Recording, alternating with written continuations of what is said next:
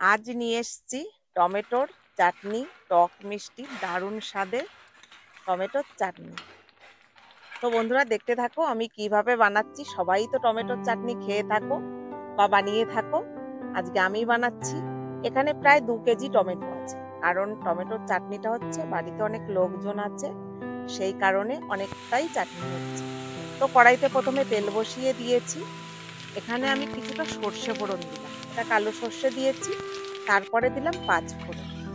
এবার 5 ফোড়নটা একটু নেড়ে চেড়ে যখনই পুড়ে উঠবে ফোড়নটা, তখনই এই টমেটোটা দিয়ে দিলাম। আর আমি টমেটোটা দিচ্ছি, এখানে আমি বাতাসা, নকুলদানা, মিচড়ি, মোটামুটি ঠাকুরকে রোজকার যে প্রসাদ দেওয়া হয় সেই প্রসাদ তুলে রাখা হয়, বেশিরভাগ আমি চা করে ফেলি। আর যখন এটা চাটনি হয় তখন চাটনিতে দিই, আমি সেইটাই আজকে করছি। দেখো অনেকটা চাটনি নেড়ে নিচ্ছি, কিছুটা নুন দিয়ে দিলাম।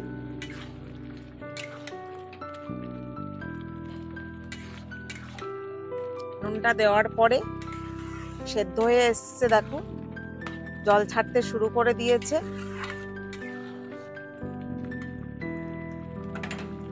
আর এখানে দেখো বাতাসা, নকুলদানা সব কিছু আছে এখানে।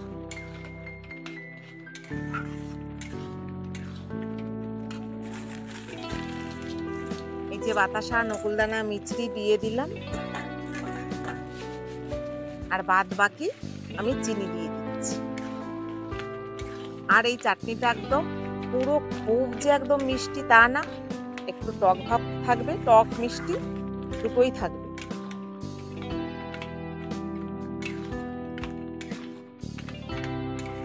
আর বাতাসা দিয়ে চাটনি করলে না চাটনির কালারটা চেঞ্জ হয়ে যায়, খুব সুন্দর লাগে। বেশিরভাগ আমার এটা দিয়েই করা হয়, কিন্তু তার আগেই আমি চা করে ফেলেছি, সেই কারণে আমি পুরোটা দিতে পারলাম না, কিছুটা চিনি মিশিয়েছি। দেখো কালারটা কি সুন্দর এসছে।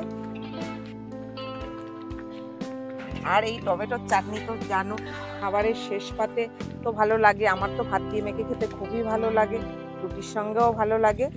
তোমার চাটনি রেডি, আমি নামিয়ে নিচ্ছি। কিছুটা টিফিন কোটে করে রেখে দেবো, এটা ফ্রিজে থাকবে, রেখে রেখে খাওয়া হবে। আর কিছুটা আজকের জন্য রাখছি।